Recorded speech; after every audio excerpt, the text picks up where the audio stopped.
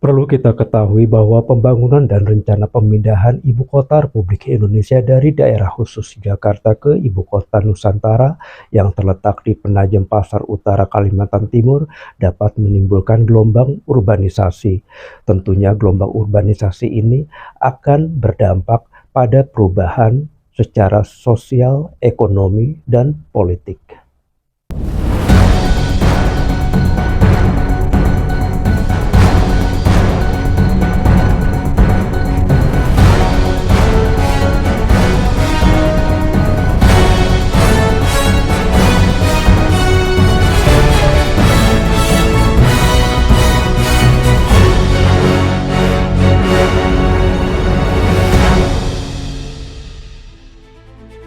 IKN Nusantara diharapkan menjadi kota modern dan berkelanjutan di masa depan, dengan beberapa fitur unggulan seperti kota hijau.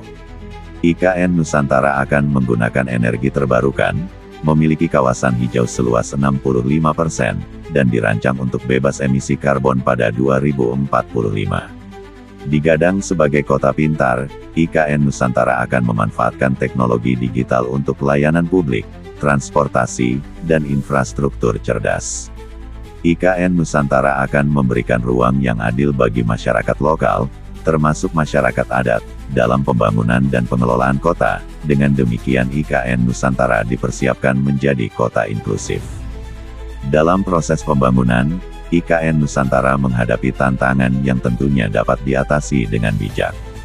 Pembangunan IKN Nusantara diperkirakan membutuhkan anggaran sekitar Rp466 triliun, dan realisasi investasi dirasakan masih membutuhkan penanganan yang lebih intensif. Lingkungan dan keberlanjutan juga merupakan hal yang harus ditangani secara baik, sehingga pembangunan IKN Nusantara tidak berdampak negatif pada ekosistem Kalimantan yang kaya keanekaragaman hayati.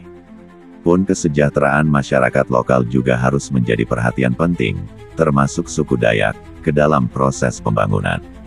Dengan komitmen pemerintah dan kolaborasi dengan masyarakat lokal, akademisi, dan organisasi internasional, IKN Nusantara diharapkan dapat menjadi pusat pemerintahan yang efisien, ramah lingkungan, dan inklusif.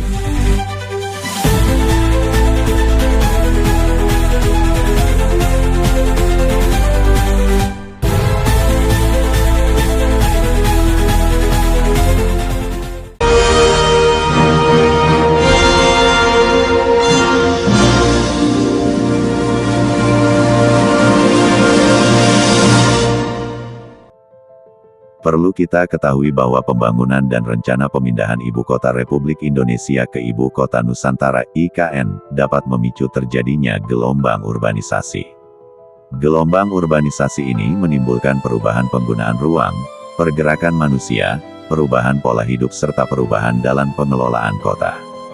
Mengutip dari laman Universitas Gadjah Mada, Guru Besar Fakultas Geografi UGM, Profesor Dr. Rini Rahmawati, Sarjana Sains, Magister Teknik, menyampaikan ada beberapa hal yang perlu diperhatikan dampak dari urbanisasi dari pembangunan IKN.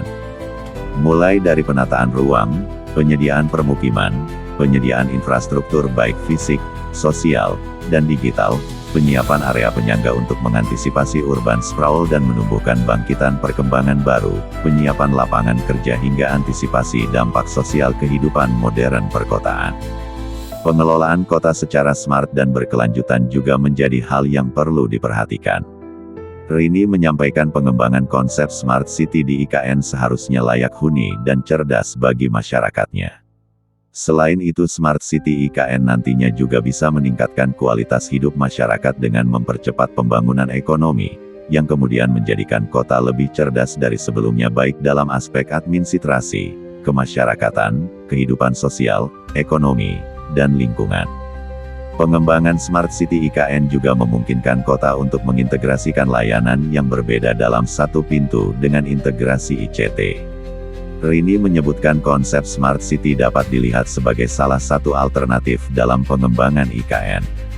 Elemen terpenting dari Smart City dalam menyiapkan IKN di Indonesia terutama terkait Smart Governance.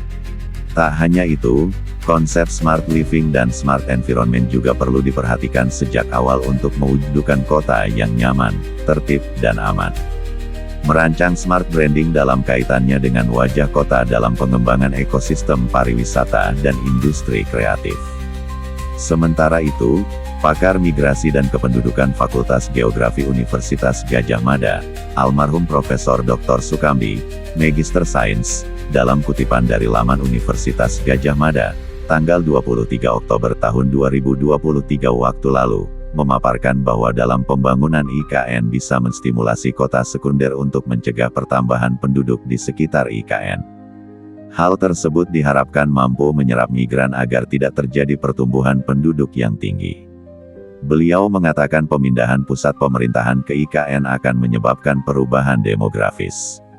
Beberapa di antaranya jumlah penduduk akan meningkat dengan cepat, kepadatan penduduk tinggi, dan terjadi akumulasi penduduk di sekitar pusat ibu kota.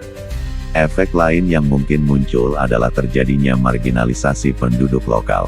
Penduduk lokal akan terdesak oleh pendatang dalam jumlah yang banyak.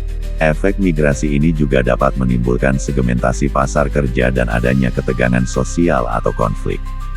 Di sisi lain, pakar perencanaan wilayah dan kota Fakultas Teknik Universitas Gadjah Mada, Dr. Engineering, Muhammad Saniroy Chansyah, Sarjana Teknik, Master of Engineering dalam kesempatan itu menyorot tentang bentuk tata kota yang mendorong terwujudnya smart dan green city.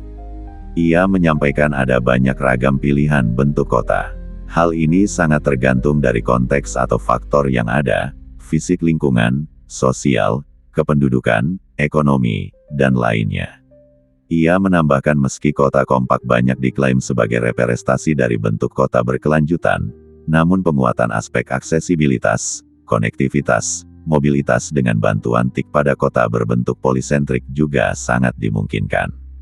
Proses, prosedur, dan dinamika atau inovasi pembangunan menuju target maupun tujuan 20 tahun ke depan, menjadi kunci keberhasilan IKN, terutama mengintegrasikan luasan kota yang 5 kali lebih luas dari DKI Jakarta.